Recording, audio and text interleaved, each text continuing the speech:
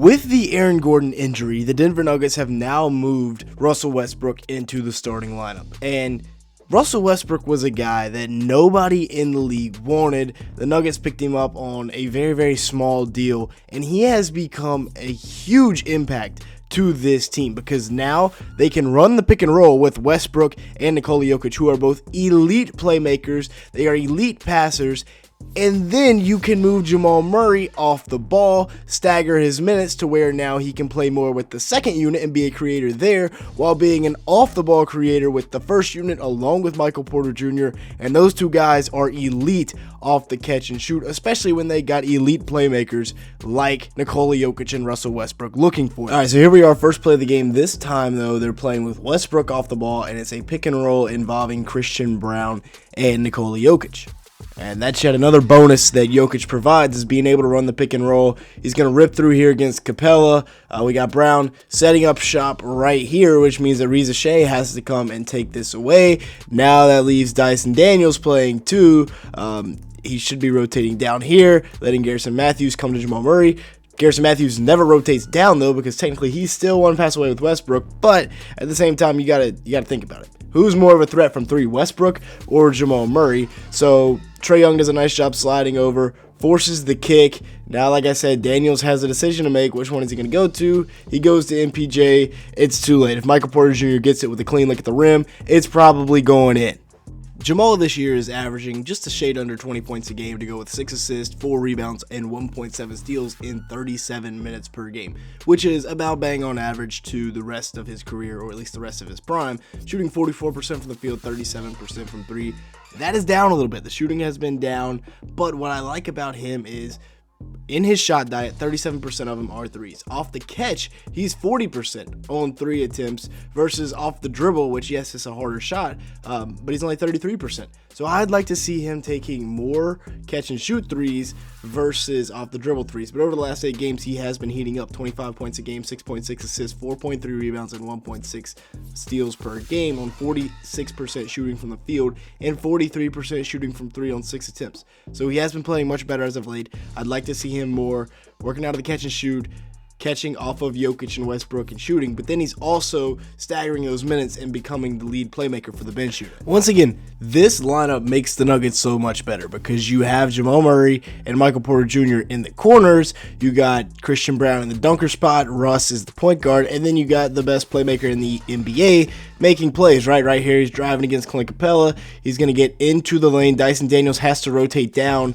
off of Jamal Murray to take away that. So now the Hawks are in scramble mode. Trae Young should be back to Michael Porter Jr. now, but they're worried about Jamal Murray here in the corner because he's a good catch and shoot guy. You have 2 really elite catch and shoot guys that are good off the ball, and that just makes this offense go so much better, right? Great pass by the Joker. Everybody thinks it's going to Murray. Now it's going to MPJ, and just knocking down the 3 ball here. Now, MPJ is having, well, to put it simply, a career year. 18.8 points a game, 6.5 rebounds, 2.7 assists in 34 minutes a game for the still 26-year-old forward. Still yet to go into his prime, 52% shooting from the field, 42% from 3 on 6 attempts. It's been a really good season for him. 45% of his shots come from beyond the 3-point line, and off of those, he is 45% off the catch and shoot. That is an elite percentage around the Joker, around Russell Westbrook. It really, really helps to have Michael Porter Jr. out there, and now he's shooting the most catch and shoots he's had in his career, which is helping his percentage out a lot. Now, as for the Joker, he is probably going to be the 4-time MVP by the end of the season. He's having a ridiculous year, 30.7 points a game, 13 rebounds, 9.7 assists, 1.7 steals in 37 minutes, all of which are career highs, and he's already won 3 MVPs, so I don't see why he wouldn't win another one. He also shoots 49% from 3, 56% from the field. The man is just tearing up basketball right now. He's been the best player in the game for quite some time, and this just proves how good he is. The offensive rating with the Joker is 124.8 for the Denver Nuggets, which would be the best team offensive rating in the NBA. The offensive rating without the Joker for the Nuggets this year has been just under 98, which would be one of the worst offensive ratings in the history of the NBA. So what have the Nuggets done? Well, they've moved their second best player to a lot more minutes with the bench unit, which has been genius by Coach Michael Malone. Before we look at that though, make sure to the like button, leave me a comment down below, and hit that subscribe button if you are enjoying today's video at any point. As you can see here, a large majority of the people that watch these videos are not subscribed to the channel. If that is you, go ahead and fix that. Also, go ahead and check out our football channel as well. We're looking for 300 likes on today's video, so if you could help us out, that'd be greatly appreciated. Now let's look at bench Jamal Murray. When Jamal gets to cook by himself, as you can see here, he's got the mismatch against Onyeka Okongwu. I don't know why they're playing 4-on-4. DeAndre Jordan and whoever's guarding him are just on the other end of the court for whatever reason. But when Joker is not in there, occupying the paint, look how much freedom he has now. It's just a one-on-one. He's got the mismatch. He's going to get inside against Onyeka, between the legs, get the easy, well, not easy layup, pretty contested layup to go. And that's just the freedom that he has when there is no Joker out there. You know, and not to say Joker is negative, but there's no Joker out here taking up space in the paint or around Jamal, so he just gets to do what he wants. Cross, tween, lay, pretty easy. And this is not to say that he's playing with bums, right? He's got Christian Braun out here, who's also a starter in this situation. Peyton Watson's a pretty solid bench player, has grown into that. And then Julian Strawther is growing into being a reliable bench piece. And then, of course, 87-year-old DeAndre Jordan's out there as well.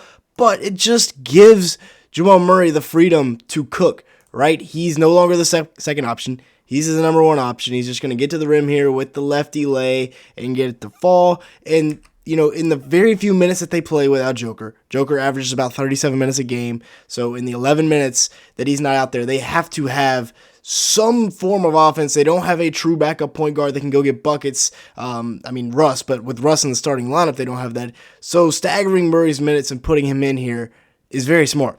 Now, none of this would have been possible if Aaron Gordon didn't get hurt. 13.7 points a game, 5.8 rebounds, 3.1 assists in 29 minutes this year for the Nuggets starting power forward. He's been the starting power forward for quite some time, and he's shooting 44% from three, which is a career high on 3 attempts. Now, only 3 attempts, but still, that is some really good basketball he's been playing this year. Him being hurt has allowed Russell Westbrook to move into the starting lineup. I don't know how much longer this will go on, but Aaron Gordon is day-to-day. We'll see if he goes back to the starting lineup when he comes back from injury, or if he stays with the second units. It'll be an interesting decision for Coach Malone. This Russ transformation has been awesome, and I'm here for it. It almost feels like he is more meant to be playing with Nikola Jokic, because Jokic can either pop or roll, and either way, Westbrook's first look is Jokic, right? He's not always looking to score first, whereas Jamal Murray, he's coming off the screen looking to score. Russ is coming off kind of looking to pass, right? So as DeAndre Hunter doesn't step over, he's working his way back toward Christian Braun. That takes away that read, so we're not looking there.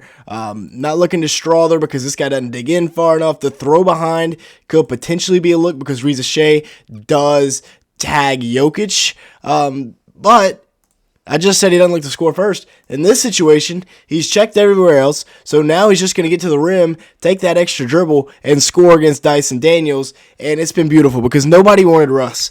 And now he's out here making plays, and he might have a chance to win a championship this year with the Nuggets. So yeah, not saying that the Nuggets should just completely take Jamal Murray out of the starting lineup, just saying it's pretty smart what Coach Malone and company have been able to do here with this lineup, mixing and matching and getting Jamal with the second unit to where now Joker doesn't have to play 80 minutes a game. With that being said, that's going to be it for today's video. Thank you so much for watching. Make sure to the like button, leave me a comment down below, and hit that subscribe button if you did enjoy it at any point. We're looking for 300 likes on today's video. And with that being said, thanks so much for watching.